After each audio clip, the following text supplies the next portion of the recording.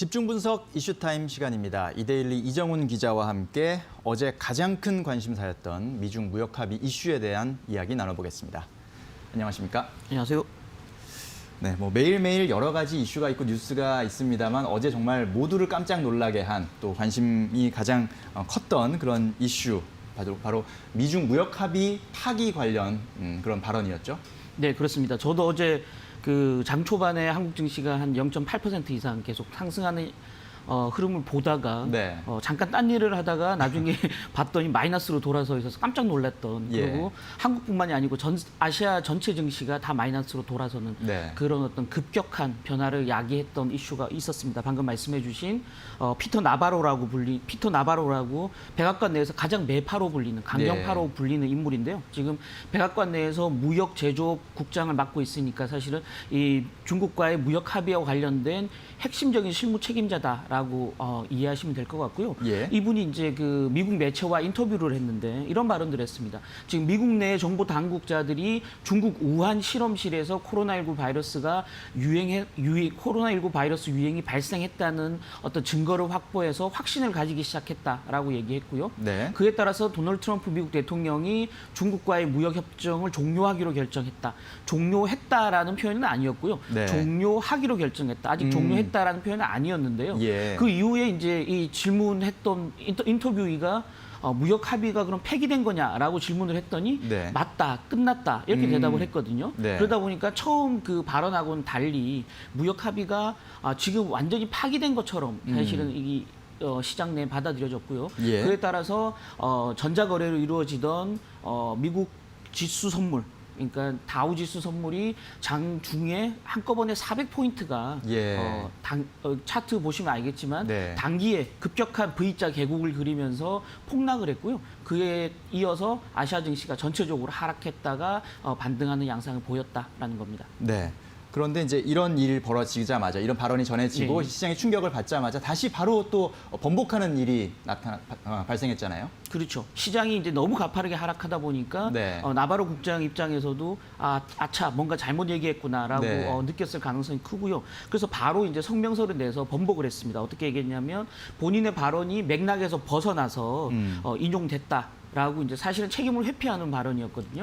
그리고 현재 미국과 중국 간에 발효되고 있는 1단계 무역 합의와는 전혀 관계없는 얘기다라고 사실상 본인의 발언을 부인하는 그런 해명 자료를 냈고요. 재밌는 건 트럼프 미국 대통령 역시 본인의 트위터에 대고 중국과의 무역 합의는 여전히 온전하다라고 얘기했고요. 앞으로도 이런 관계가 지속되기를 희망한다라고 얘기하면서 나바로 국장의 발언 자체를 완전히 전면적으로 부인해버리는 이런 양상을 보였고요. 그에 따라서 미국 다우지수 선물 또 아시아 증시가 가파르게 반등하면서 제자리를 찾아가는 그런 흐름을 보였다라고 설명드리면 될 것 같습니다. 네, 물론 약간의 커뮤니케이션 상의 오해가 있었던 것 같기도 하고요.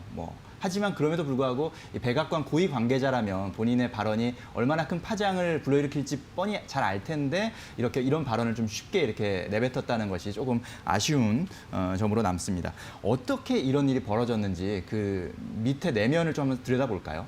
네, 그렇습니다. 지금 시장에서는 사실은 방금 앵커분이 말씀하셨듯이 굉장히 무거운 책임을 지는 자리에 있는 분의 발언이었기 때문에 사실상 이 발언 자체가 일정 부분 과장되거나 또는 왜곡된 부분이 있지만 사실은 미국 정부 도널드 트럼프 미국 대통령이 가지고 있는 그 속내를 여실히 드러내는 그런 발언이었다라고 관측들을 하고 있고요. 심지어는 일정 부분 전문가들은 이게 사실은 중국을 압박하기 위해서 말실수인 걸 과장해서 그 빙자해서 중국에 압박을 가하는 그런 어떤 시그널이었다라고 받아들이는 쪽도 있거든요. 그렇게 본다 그러면 이런 발언 자체를 그냥 단순한 해프닝으로만 받아 넘기기에는 좀 무리가 있다라고 설명드리면 될 것 같고요. 기본적으로 지금 도널드 트럼프 미국 대통령의 갈 길이 굉장히 바쁘다라는 점이 이런 어떤 좌충우돌하는 행보로 나왔다라고 설명드리면 될 것 같은데요.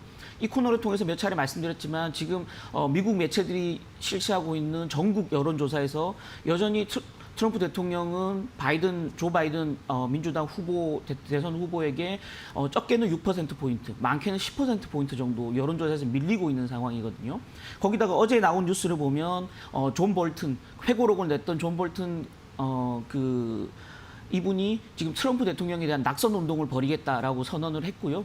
또 간밤 뉴스를 보면 바이든 인기가 없었던 바이든이 지난 5월에 역대 최대 정치 자금을 모았다라고 이제 뉴스가 전해지듯이 사실은 네. 바이든의 최근 행보가 굉장히 좀 무서운 상황이거든요. 그렇게 본다 그러면 트럼프 대통령은 굉장히 지금 6개월도 채 남지 않은 미국 대선 그 과정에 굉장히 지금 갈 길이 바쁘다. 이런 점에서 보면 뭔가 외부의 적을 찾아서 본인의 지지율을 끌어올릴 수 있는 지지 세력들을 결집시킬 수 있는 그런 어떤 모멘텀이 필요하다라는 거고요.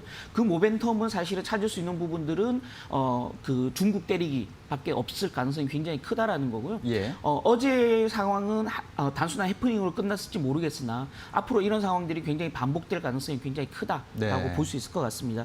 특히나 지금 이제 그 스냅백 조항이라고 있거든요. 예. 지금 이제 1단계 무역 합의에 들어갔던 조항인데요. 뭐냐면 중국이 미국산 제품을 2천억 달러 이상 그 추가적으로 그 매입하겠다라는 네. 합의를 했는데 그 합의를 중간중간 6개월마다 한 번씩 점검해서 그 합의 이행 내용이 그 10% 이상 차이가 날 경우 실제 합의와 차이 날 경우에는 예. 관세를 이전 수준으로 돌리겠다라는 그런 합의 조항들이 있거든요. 중간 스냅백. 점검을 해서 예. 그 목표치의 10% 이상 격차가 벌어지면 예, 예. 이거는 거의 안 지켜진 거다라는 그렇죠. 판단인 거죠. 그래서 합의 이전으로 되돌리는 예. 그런 어떤 조치를 하는 조항들이 스냅백 조항이라고 들어가 있습니다. 그래서 네.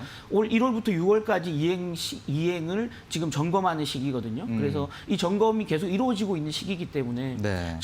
중간 숫자들이 사실은 조금씩 나올 겁니다. 잠정적인 숫자가 나올 거고요. 그 숫자를 받아본 트럼프 입장에서는 굉장히 심기가 불편할 가능성이 있다라는 거죠. 실질적으로 지금 현재 뉴스에 전해지는 걸 보면 1월부터 6월까지 중국이 합의한 내용의 한 50% 정도만 이행을 했다라는 데이터들이 나오고 있거든요. 예. 그렇게 본다 그러면 트럼프의 그 사실상의 그 속내를 어제 그 나바로의 발언에서 사실은 확인할 수 있다라고 설명드리면 될 것 같습니다. 그렇군요. 만약에 이 나바로의 발언이 그리고 이게 트럼프와 그리고 참모들의 속내라면, 이 정치적 발언이라면 정말 이 1단계 무역 합의가 제대로 이행되지 않을 가능성, 뭔가 이걸 깨트리려는 그런 가능성이 크다라고 또 예상되기도 하고요. 또 나바로의 어제 인터뷰 속의 발언을 보니까 11월 대선은 뭐 일자리, 중국, 그리고 법과 질서 이 세 가지 이슈로 귀결될 것이다. 뭐 이런 발언을 했다고도 하더라고요. 그래서 이런 걸 보면 정말 미국이 생각하는 것으로는 이런 중국과의 무역 합의 이행 가능성이 높지 않다고 보는지, 혹은 그 과정에서의 파열음이 상당히 많이 날 것으로 우리는 예상할 수 있지 않을까 그렇게 싶은데요. 예, 맞습니다. 지금 아까 말씀드렸던 1월부터 6월까지 중국이 제대로 미국산 제품을 수입하고 있는지 그 이행 점검 기간이 다음 주까지거든요. 그래서 다음 주까지 그 데이터가 나오는 걸 보고 트럼프는 본격적으로 중국 때리기에 들어갈 가능성이 굉장히 크다라고 좀 보여지는 상황이고요. 어쨌든 간에 아까도 말씀드렸지만 중국의 미국산 제품 수입 이행률이 굉장히 낮은 저조한 네. 수준이다라는 점에서 트럼프의 중국 때리기는 계속적으로 이어질 가능성이 굉장히 크다라고 보는 게 어떤 합리적인 추론일 것 같고요. 다만 이제 이런 부분은 있습니다. 작년에 한창 트럼프가 중국 때리기에 나섰고 그 결과물로 1단계 무역 합의를 이끌어냈지만 그때와 지금 상황은 조금 다르다라는 거죠. 왜냐하면 그때는 미국 경기가 한참 호황을 누리던 분기 성장률이 GDP 성장률이 3%를 넘어가던 굉장히 호황기였던 반면에 지금은 네. 코로나19로 인해서 전체적으로 경제가 굉장히 침체되어 있는 상황이고요. 사회적인 불안도 굉장히 크죠. 조지 플로이드 사건 이후에 흑백 네. 갈등이 계속 고조되고 있는 상황. 그래서 이런 상황에서 전체적으로 지지율도 계속 떨어지고 있는 상황에서 트럼프가 중국에 대해서 굉장히 강공책을 펴기는 수월치 않을 수도 있다라는 거죠. 그래서 그렇게 본다 그러면 어떤 그 구두로만 계속 중국을 압박할 가능성이 굉장히 크다. 그래서 구두로 중국을 압박하고 실리를 얻어내는 그런 어떤 행보를 보일 가능성이 굉장히 크다라는 거고요. 그런 면에서 보면 관세를 1단계 합의 이전으로 되돌리는 조치보다는 중국에 대한 비관세 조치들로 인해서 중국에 우회적으로 압박을 가해서 더 많은 제품 수입을 끌어내는 조치로 갈 가능성이 굉장히 크다라고 이해하면 될 것 같습니다. 네, 그렇군요. 사실은 이 이슈가 터지기 전까지만 해도 폼페이오 국무장관의 발언들이나 이런 걸 보면은 중국과의 무역 합의가 정상적으로 진행될 것 같다는 그런 느낌을 많이 받아왔었거든요. 네. 근데 사실은 데이터를 살펴봤더니 중국의 이행률이 상당히 기대에 못 미치는 수준이다. 이런 부분들은 좀 걱정스러운 부분이기도 합니다. 이런 상황에서 그렇다면 결국 중국이나 홍콩에 대한 뭐 시장에 대한 투자에 대한 그런 생각들, 가능성 어떻게 봐야 됩니까? 일단은 지금 그 트럼프는 이번 대선 굉장히 불리하게 돌아가는 상황이고요. 반대로 이제 시진핑 중국 국가주석 입장에서는 굉장히 느긋하게 지금 이 사태를 계속 관망하고 있는 상황이거든요. 그래서 중국 입장에서는 사실 바쁠 게 별로 없다. 네. 미국 상황을 뻔히 알고 트럼프가 처해 있는 상황을 알기 때문에 지금 미국산 제품 수입 자체를 크게 늘릴 가능성은 별로 없다라는 거죠. 왜냐하면 그동안 사실은 이익률이 이렇게 저조했던 이유를 코로나19 사태에 따른 어떤 전 세계적인 경제 봉쇄로 사실은 핑계를 대고 있었기 때문에 갑자기 지금 여전히 경제 봉쇄가 유효한 상황에서 갑자기 미국산 제품 수입이 늘릴 경우에 1월부터 6월까지 저조했던 그 이익률 자체에 대한 합리적인 어떤 핑계를 대기가 굉장히 어려워진다라는 측면에서 보면 앞으로도 당분간 계속 이런 상황을 유지할 가능성이 굉장히 크다라는 거고요. 이렇게 본다 그러면 트럼프만 계속 이제 그 마음이 조급해지는 상황으로 갈 수 있다라는 거고요. 다만 구두로는 계속 중국 때리기가 강해지면서 전체적으로 증시에 대한 투자 심리가 조금 취약해질 가능성이 굉장히 크다라는 거죠. 지금 중국이나 홍콩 같은 경우도 경제가 정상적으로 재개된 이후에 단기적으로 좀 주가가 많이 반등하는 양상을 보였었는데요. 그렇게 본다 그러면 외국인 투자자들 또 중국 내 자국 투자자들의 투자 심리가 조금 불안해지면서 단기적으로는 증시가 좀 조정을 받을 가능성이 있다라는 거고요. 지금 이제 사실 수면 아래로 잠깐 내려가 있었던 홍콩 보안법 관련된 입법이 이제 본격적으로 다음 달부터 이루어질 예정이거든요. 그렇게 본다 그러면 그 이슈까지 같이 불거지면서 6월, 7월 정도는 중국이나 홍콩 증시도 조금 조정을 받을 가능성이 크다라고 보여지는 상황이고요. 다만 전체적인 지수 어떤 수준으로 보면 미국 증시나 유럽 증시의 가파른 반등 폭에 비해서 중국, 홍콩은 상대적으로 좀 덜 가파르게 상승을 했거든요.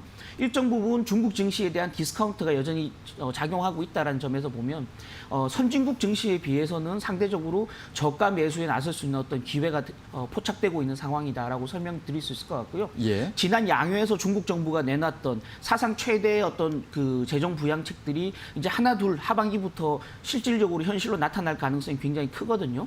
그렇게 본다 그러면 중국 정부의 부양 카드와 맞물려서 하반기부터는 증시가 좀 의미 있는 반등을 보일 수 있기 때문에 6, 7월 조정을 받을 경우에 저가로 주식을 비중을 늘려가는 전략도 한번 고려해 볼 만하다라는 말씀 드리고 싶습니다. 그렇군요. 자, 일단은 뭐 간밤에 시장은 안도를 하긴 했습니다만 미국 대선이 다가올수록 이 미국과 중국 간의 갈등 이슈는 계속해서 나타날 것이고 더 커질 가능성도 배제할 수가 없습니다. 그런 점들을 투자자분들은 좀 유의를 하셔야 될 것 같고요. 뭐 물론 그 과정에서 분명히 저가 매수 같은 투자 기회도 있을 수 있다는 점 참고를 하셔야 될 것 같습니다. 자, 이제 우리 증시 투자자들에 대한 좀 조언을 해주셔야 될 것 같은데 우리 증시에는 좀 어떤 영향이 있을 것으로 보십니까? 그렇죠. 그리고 외국인들이 사실은 우리 국내 증시에서 순매수로 돌아서는 듯 하다가 다시 최근 일주일간 보면 가파른 순매도를 계속 유지하고 있는 상황이거든요. 네. 여전히 환율 변수 자체가 굉장히 외국인 투자자들한테는 부정적으로 작용하고 있다라고 볼 수 있을 것 같습니다. 어제 사실은 약간 그 불안 양상이 있었지만 이런 해프닝이 있었지만 달러는 전체적으로 좀 약세를 보였고요. 그에 따라서 원달러 환율은 7원 정도 내려가서 지금 1208원 정도를 기록을 했지만 네. 여전히 지금 달러는 약세 이후에 다시 단기적으로 좀 반등하는 강세로 돌아서는 국면을 계속 이어가고 있다는 측면에서 보면 원달러 환율 당분간 1,200원 아래 1,100원대까지 내려가기는 굉장히 수월치 않다라고 보여지는 상황이고요. 네. 여전히 1,200원대를 유지한다고 하면 외국인 투자자들은 환차 이익을 기대한 우리 주식의 순매수는 당분간 유입되기는 좀 쉽지 않다라고 보여지는 상황이고요. 예. 그렇게 본다 그러면 여전히 국내 개인 투자자들의 의존한 어떤 수급 상황으로 갈 가능성이 굉장히 크고요. 그렇게 본다면 우리 증시 자체 위로 상승하는 그런 어떤 동력 자체는 약화될 수밖에 없다라고 설명드리면 될 것 같습니다. 다만 이제 이런 부분도 있습니다. 지금 전체적으로 우리 경제 펀더멘탈도 좀 부정적으로 영향을 받을 수 있는데요. 네. 지금 어제 발표된 6월 1일부터 20일까지 국내 수출 동향을 보면 네. 지금 한 7.5% 감소했다라는 얘기가 데이터가 나왔거든요. 전년 네. 동기 대비해서. 그러니까 3개월 만에 처음으로 지금 그 수출을 감소율이 한 자릿수를 기록했다라는 굉장히 좀 긍정적인 신호로 어제 받아들여졌는데요. 실제 이제 조업 일수, 그러니까 쉬는 날을 제외한 조업 일수를 감안하면 하루 평균 수출은 마이너스 16.2%였거든요. 예. 여전히 두 자릿수 중반대의 수출 감소율을 기록하고 있다는 측면에서 보면 국내 수출 자체 여전히 좋지 않다라는 거고요. 중국 수출 자체도 여전히 기대만큼 반등하지 못하는 상황을 보이고 있기 때문에 미중 무역 갈등이 재현된다거나 그로 인한 위기감 또 이런 것들이 고조될 경우에 한국과 중국의 수출 경기에 악영향을 미칠 가능성이 크고요. 그렇게 본다 그러면 전체적으로 시장에 반등하는 에너지를 떨어뜨릴 가능성이 굉장히 크다라고 설명드리면 될 것 같습니다. 어쨌든 간에 이런 수급적인 면, 펀더멘탈 면 모두에서 이런 그 미중 무역 갈등은 우리나라에게는 굉장히 부정적인, 우리 증시에는 부정적인 악재로 작용할 가능성이 굉장히 크다라고 보여지는 상황입니다. 네, 그렇군요.